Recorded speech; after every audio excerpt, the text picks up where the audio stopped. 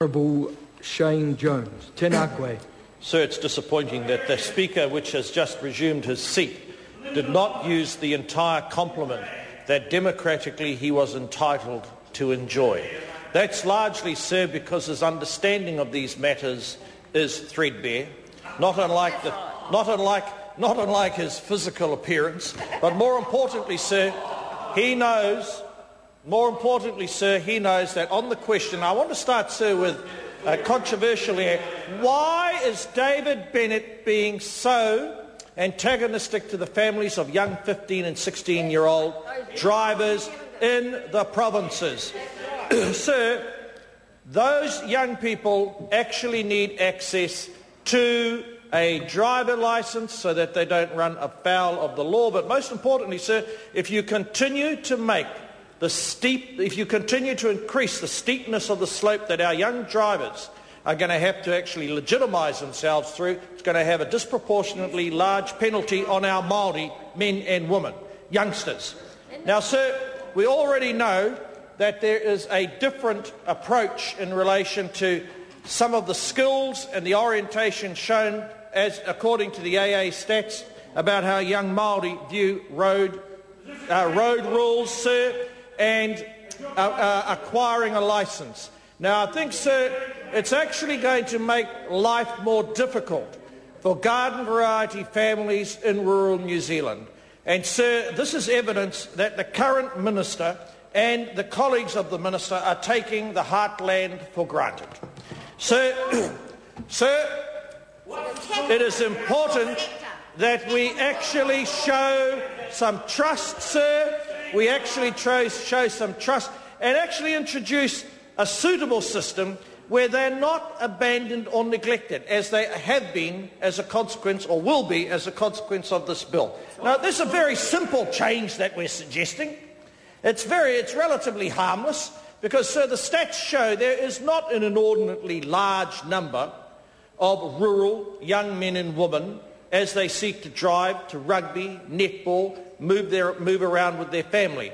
But they are being penalised, sir, and we fear they'll be 17 or 18 before they actually get a licence.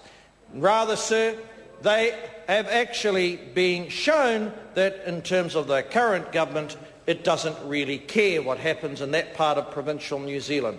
Now, sir, we've had the extraordinary situation where Minister Joyce has said that he's capable of drinking, is it 3 or 4 glasses of wine and not 3/4 of a bottle? Well, I'm not entirely sure how much of Deli Plonk that represents, possibly 2 or 3, having had a bout of it once or thrice myself. But so the notion that because he can do it, the Minister of Dead Ends, that's evidence that the rule should not be changed. Now, sir, we recently heard from an Australian expert who came over, and I met that person, sir, whilst the AA staged their conference down in Te Waipounamu at Queenstown.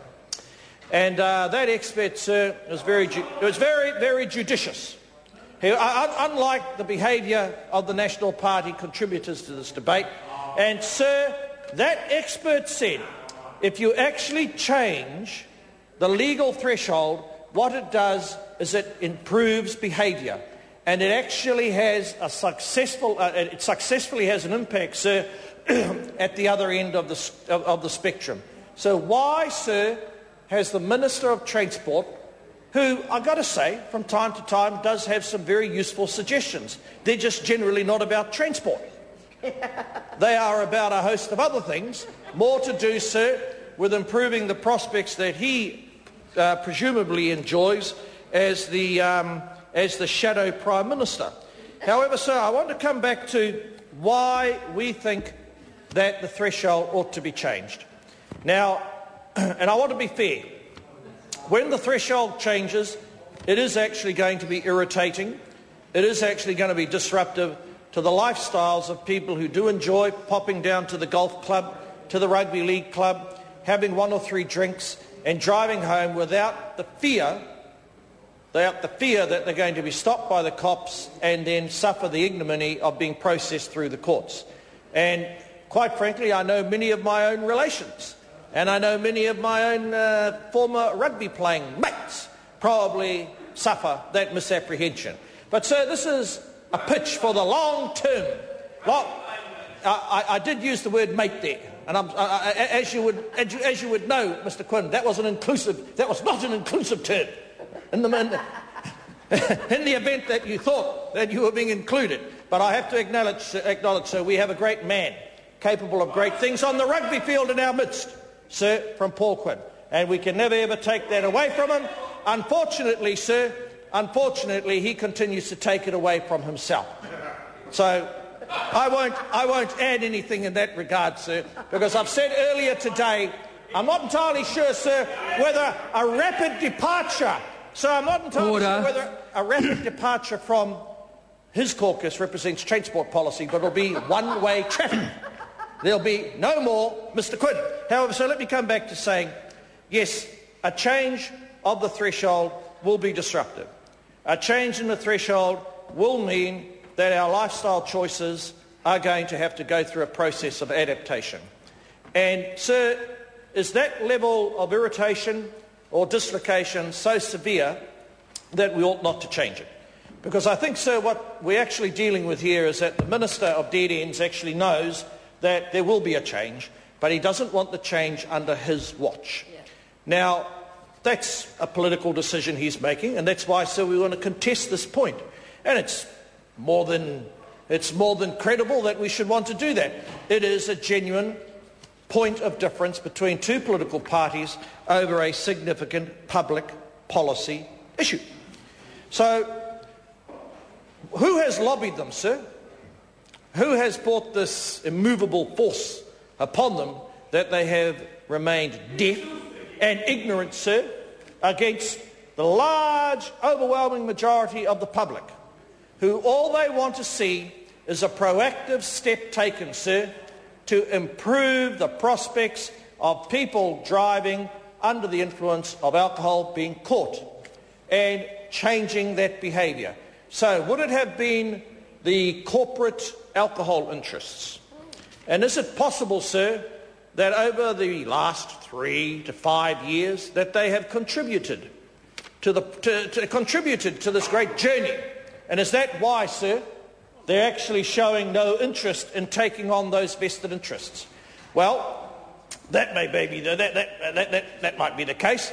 And, sir, if there are lobbyists paid to represent the corporate alcohol interests, there's one area where I hope those lobbyists listen to the public. We have had a gutsful of these alcohol lollipop drinks. They are creating a great deal of hazard and damage to young, and in many cases vulnerable, and in many cases coming from blighted areas. So if we're going to continue, sir, as a consequence of not changing this threshold, if we're going to continue the option for those interests to ply that foul brew into our young people, then don't be surprised, sir, if our young people continue to suffer and actually worsen the tone in the community because they can't, sir, handle it. Now, sir, who else might it have been? Well, I, at the drop of a hat, would recognise that the AA is a very proud organisation, capable of exerting a considerable level of influence, and, sir, they're very open with their lobbying. So I don't think there's anything nefarious from them. And they more than likely welcome the opportunity to debate such a public policy issue in a transparent fashion. So then that takes me back to the small clusters of communities that make up the broad support base for the current government, the current minister. People who are unwilling, sir, to change, and these changes, as I've said, they may represent some awkwardness, but in the long term they send a better message to the average Kiwi and his or her family that we have to improve and moderate our behaviour when we use our roads and we've been under the influence of alcohol. Now, sir, this is a group of politicians on that side of the House and a minister who has to find the courage and who has to find the leadership. Has to find the leadership, sir, and the vision, and actually reflect something that is going to put the best interests of our young people at heart and convince them that it is not acceptable to continue to exercise drinking options and imagine that you can drive. And one way, sir, of making that improvement is changing the threshold. And as a consequence of them not doing that, naturally we will support the bill. We are disappointed. Kia ora tātou. I call the honourable